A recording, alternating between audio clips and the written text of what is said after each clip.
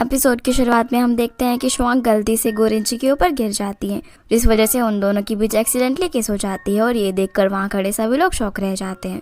शुआंग भी यहाँ पर गोरिंची से माफ़ी मांगने लगती है, पर तभी अचानक से गू को चक्कर आता है और वो वहीं पर बेहोश हो जाता है, जो देखकर दोंगशन उसे फटाफट से हॉस्पिटल लेकर जाता है।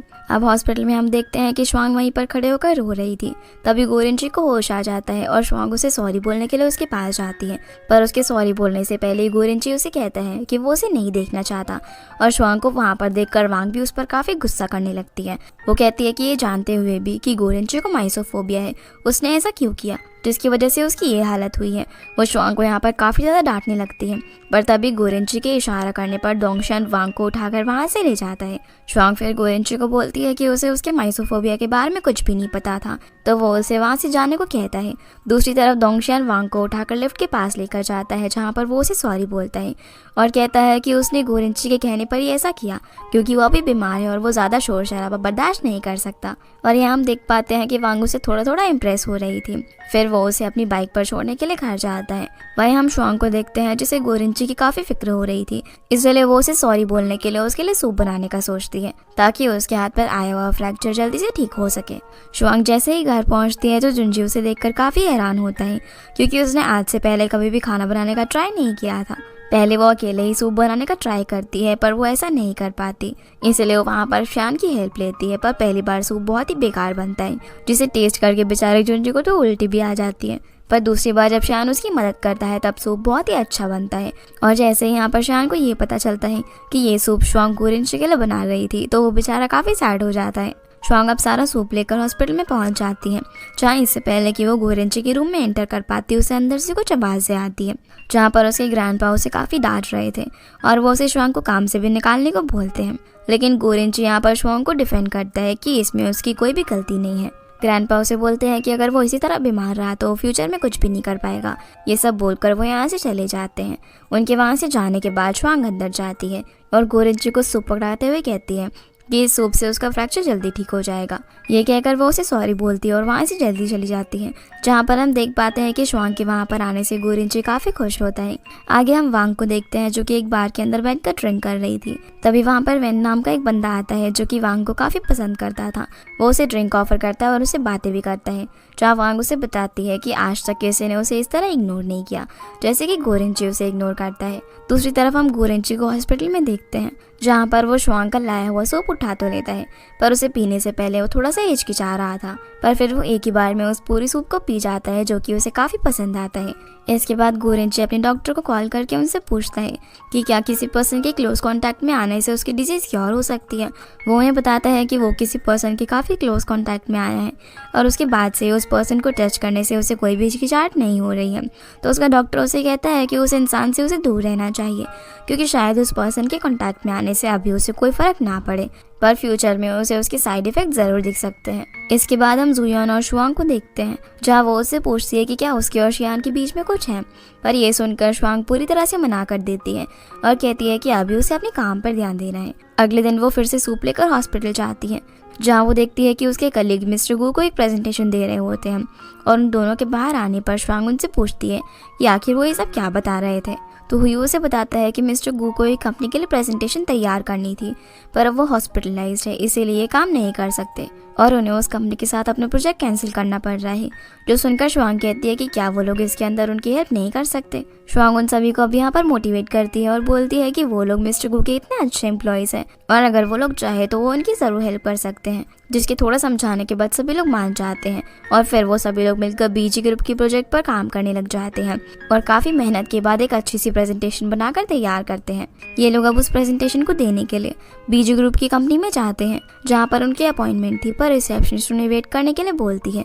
जहाँ पर वेट करते हुए हुयू वहाँ पर रखे हुए स्नैक्स खा लेता है, जिन्हें खाते ही उसके पेट में दर्द हो जाता है और उसे टॉयलेट जाना पड़ता है, जिससे हम लोग समझ पाते हैं कि उन स्नैक्स के अंदर ज़रूर कुछ ना कुछ गड़बड़ थी। इतने में ही उनकी प्रेजेंटेशन देने की बारी आ जाती है, पर हुयोन अभी तक टॉयलेट में ही था, इसीलिए वो हुयू शुआंग और दोंगशियान को बोलते हैं कि वो दोनों प्रेजेंटेशन देने के लिए जाए और वो हुयू को लेकर आ रहा है। ये कहकर वो भी टॉयलेट की तरफ जाता है, पर देखता है कि वो तो बंद हो चुका है और गार्ड उसे रोक कर कहता है कि टॉयलेट अभी मेंटेनेंस के अंदर है, जिस वजह से उस बेचारे को भी वहीं पर काफ़ी देर तक वेट करना पड़ जाता है।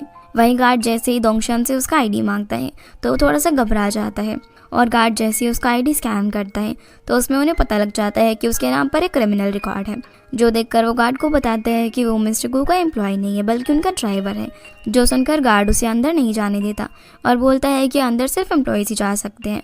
इसीलिए अब प्रेजेंटेशन देने के लिए शुआंग को ही अकेले अंदर जाना पड़ता है, जो कि काफ़ी नर्वस हो रही थी। जहाँ सबसे पहले तो काफ़ी नर्वस होकर प्रेजेंटेशन का सेटअप लगाती है और काफ़ी घबरा कर अपना इंट्रोडक्शन दे रही थी, जिस वजह से सभी लोग वहाँ पर काफ़ी परेशान हो जाते हैं। पर तभी गोरिंची वहाँ पर आ जाता है, जो कि प्रेजेंटेशन को संभाल लेता है, जिसकी प्रेजेंटेशन सभी लोगों को काफ़ी पसंद आती है। अब प्रेजेंटेशन देने के बाद गोरिंची की मुलाकात अपने कॉम्पिटिटर से होती है, जो कि इस कंपनी का CEO मिस्टर वैन है। और इन दोनों की बातों से हमें साफ साफ पता चल रहा था कि वैन गोरिंची को बिल्कुल भी पसंद नहीं करता। इसीलिए उसने उनकी प्रेजेंटेशन ख़राब करवाने के लिए उसके एम्प्लॉयज़ के स्नैक्स में कुछ मिलवा दिया था, जिसे खाने से हुई की तबीयत खराब हो गई थी, और वॉशरूम को भी उसी ने बंद करवाया था। पर उसके इतना सब करने के बाद भी गोरिंची ने प्रेजेंटेशन दे ही दी। अब थोड़ी देर बहस करने के बाद गोरिंची शुआंग के साथ यहाँ से जा रहा होता है, लेकिन लिफ्ट अंडर मेंटेनेंस थी, इसीलिए वो दोनों स्टेयर से जा रहे होते हैं। पर वहाँ पर काफ़ी अंधेरा था। तभी अचानक से वहाँ पर एक आदमी गोरिंची के ऊपर गंदा पानी फेंकने का ट्राई करता है, पर शुआंग उसके सामने आकर गोरिंची को बचा लेती है, जिस वजह से सारा पानी उसके ऊपर गिर जाता है। ये देखकर गोरिंची उसे बोलता है कि आखिर उसे ऐसा करने की क्या ज़रूरत थी। फिर वो उसे ठंड से बचाने के लिए उसे अपना सूट पहना देता है और शुआंग को अपनी कार में उसके घर तक छोड़कर आता है, जहाँ कार के अंदर वो उसे टॉवल से साफ भी कर रहा था, जो सब देखकर शुआंग काफ़ी खुश होती है। पर घर पहुँचने पर शुआंग उसकी ये हालत देखकर बिल्कुल भी खुश नहीं होता और वो गुस्से से गोरिंची को बोलता है कि आखिर वो शुआंग को अपने साथ कहीं भी क्यों लेकर गया था, जबकि शुआंग का काम सिर्फ क्लीनिंग का है। ये बोलकर वो शुआंग को अपनी तरफ खींचकर वहाँ से ले जाता है। इसके बाद हम गोरिंची को दोंगशन के साथ एक शॉप पर देखते हैं, जहाँ पर वो शुआंग के लिए एक ड्रेस खरीदने के लिए आया हुआ था, क्योंकि उसकी वजह से शुआंग की ड्रेस खराब हो गई थी। पर इन दोनों को कोई भी आइडिया नहीं था कि इन्हें कैसी ड्रेस लेनी चाहिए, और वो दोनों ड्रेस को देख रहे होते हैं।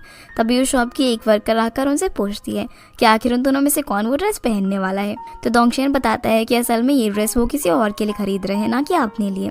जो सुनकर वो एम्प्लॉय कहती है कि वो उनकी मदद कर सकती है, इसीलिए अब वो एम्प्लॉय ने कुछ ड्रेसेस वगैरह दिखाने लगती है।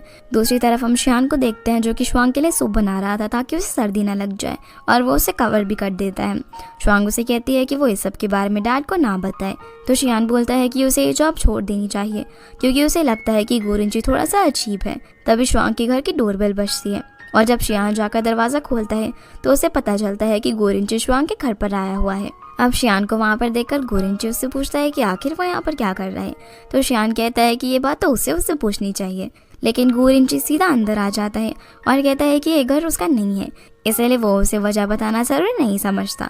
वो सीधा शुआंग के पास जाकर उसे एक ड्रेस देता है और कहता है कि वो उस ड्रेस को कंपनसेशन समझकर रख सकती है। जो देखकर शियान बोलता है कि मिस्टर गो तो अपने एम्प्लॉयज़ की काफ़ी फिक्र करते हैं, जिस पर गोरिंची बोलता है कि आखिर इसमें गलती क्या है। अब इससे पहले कि इन दोनों की बहस शुरू होती, शुआंग बोलती है कि उसे ना अब आराम करना है। जो सुनकर ये दोनों ही वहाँ से चले जाते हैं, और अपने रूम में जाकर शुआंग देखती है कि गोरिंची उसके लिए काफ़ी सुंदर सी वाइट ड्रेस लेकर आया था। अगले दिन वो इसी ड्रेस को पहनकर जॉब पर जाने लगती है। तो शियान उसे देखकर कहता है कि वो काफ़ी अच्छी लग रही है। पर जैसे ही शुआंग उसे बताती है कि ये ड्रेस गोरिंची ने उसे दी है, तो वो अपनी बात को पलटकर कहता है कि ये ड्रेस तो इतनी कुछ खास नहीं है, पर तुम पर ना काफ़ी अच्छी लग रही है। इसके बाद शुआंग अपने काम के लिए निकल जाती है। अब कंपनी में पहुंचते ही उसे हुयू मिलता है, जो कि उसे देखकर उसकी तारीफ करने लगता है और उससे पूछता है कि उसने आज ऐसी ड्रेस क्यों पहन रखी है। तो शुआंग बताती है कि आज वो किसी इंपॉर्टेंट इंसान से मिलने वाली है। इतने में गोरिंची भी वहाँ पर आ जाता है, जो कि ये बात सुन लेता है और काफ़ी खुश होने लगता है। शुआंग गोरिंची को वहाँ पर देखकर उसे उसका सूट वापस करती है, और गोरिंची भी उसे देखकर उसकी तारीफ करते हुए कहता है कि वो काफ़ी अच्छी लग रही है।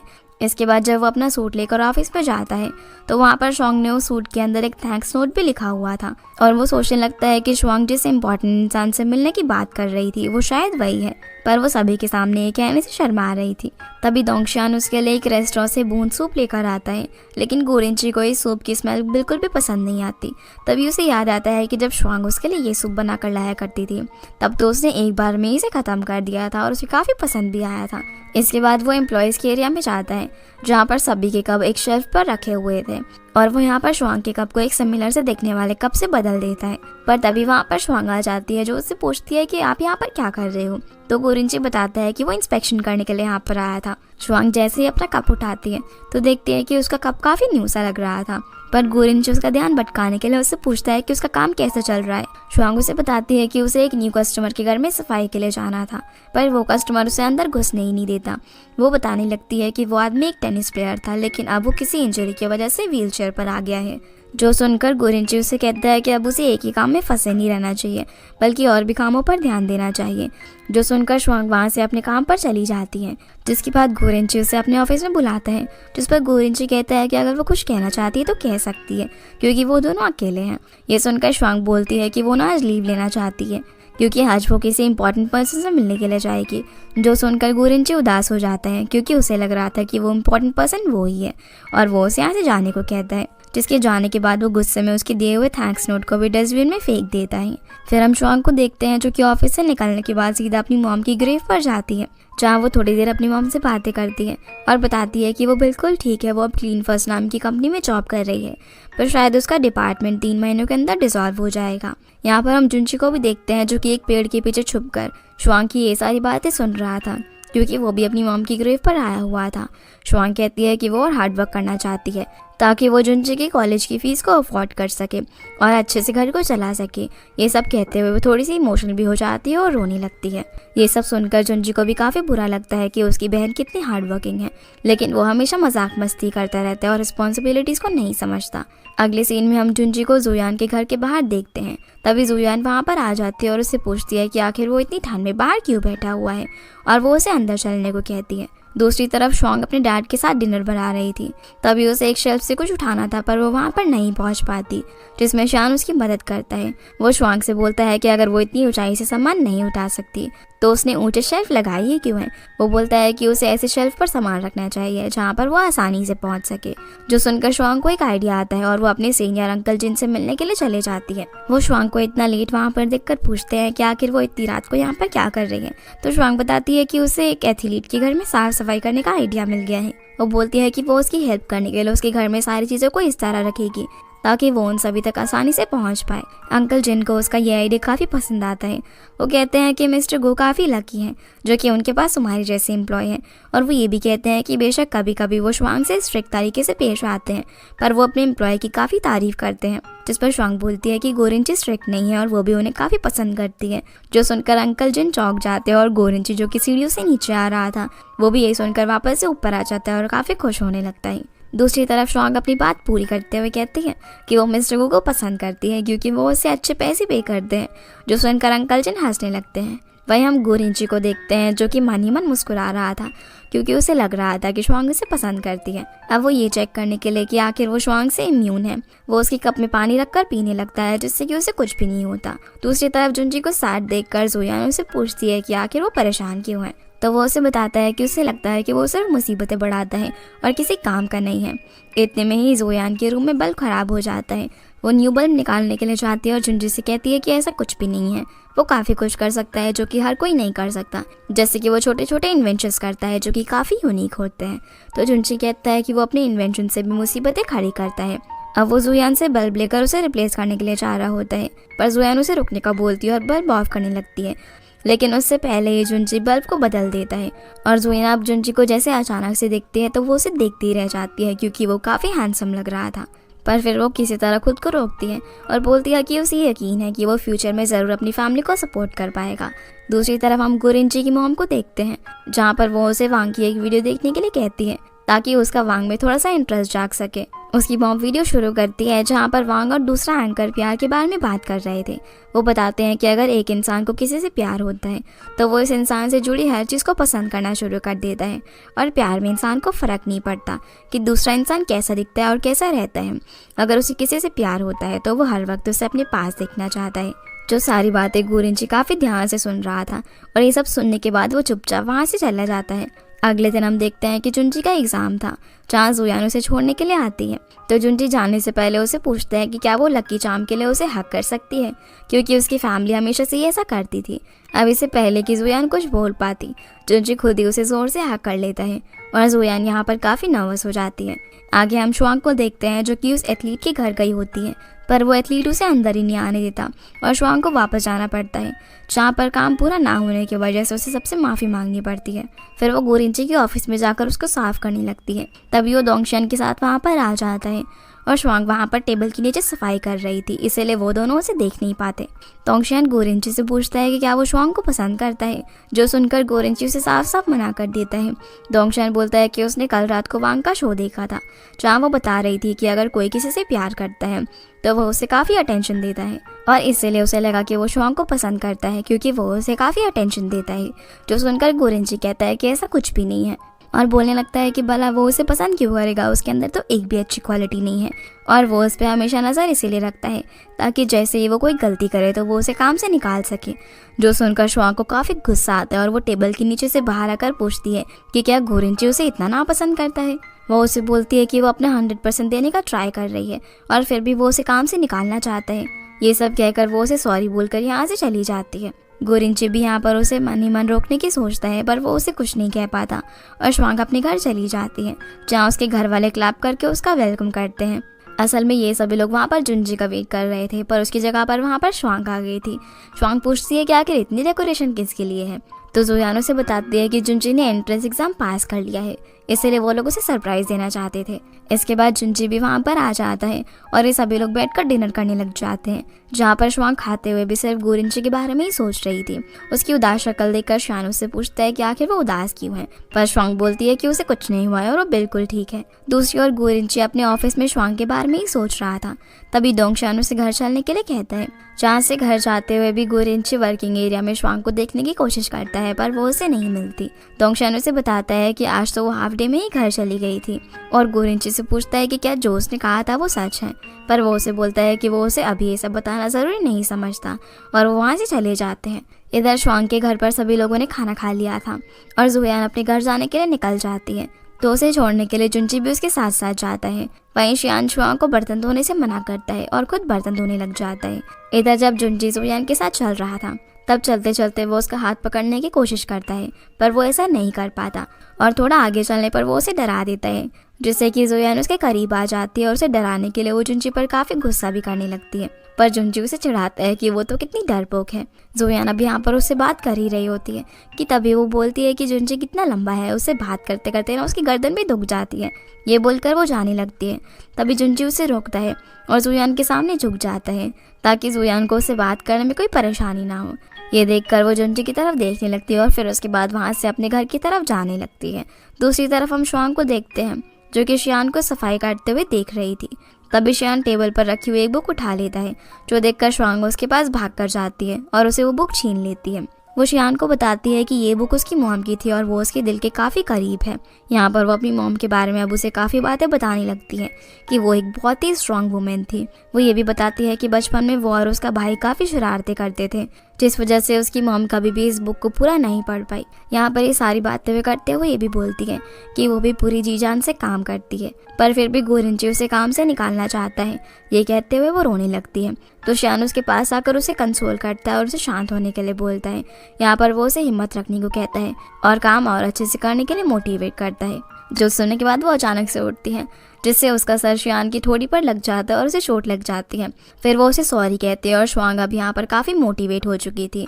वो बोलती है कि वो इस तरह से हार नहीं मान सकती और अब वो गोरिंची को सबक सिखा कर ही रहेगी। अगले दिन ऑफिस में जब वो सफाई कर रही होती है, तभी वो दोंगशियान को गोरिंची का सूट ले जाते हुए देखती है, जहाँ शुआंग उससे वो सूट ले लेती है और ऑफिस में रखने के लिए चले जाती है। ये देखकर दोंगशियान सोचता है कि आज शुआंग को क्या हो गया है। आगे जब शुआंग गोरिंची के ऑफिस से वापस आ रही होती है, तो उसे गोरिंची दिखता है, जो उसे बोलता है कि कल जो भी उसने किया उसका वो मतलब नहीं था। तो शुआंग बोलती है कि हाँ वो अच्छे से जानती है कि उसका क्या मतलब था, और वो अपना काम फिर से करने लग जाती है। फिर हम गोरिंची को देखते हैं, जो कि एक प्रेजेंटेशन दे रहा था। तब भी वो अपनी पॉकेट से मास्क निकालने के लिए हाथ डालता है, पर तभी उसकी पॉकेट से एक पुराना जुराब बाहर निकलता है, जिसे देखकर उसे चक्कर आने लग जाते हैं। ये देखकर दोंगशियान उसे फटाफट से उस सॉक्स को ले लेता है और यहाँ पर हमें पता चलता है कि ये सब शुआंग ने किया है गोरिंची से बदला लेने के लिए। इसके बाद वो गोरिंची के सारे कपड़ों पर क्लीनर स्प्रे कर देती है, जिससे कि उसके सारे कपड़ों में से स्मेल आने लग जाती है। और अब गोरिंची को भी पता चल जाता है कि उसके साथ ये सब कुछ शुआंग कर रही है उसे बदला लेने के के लिए।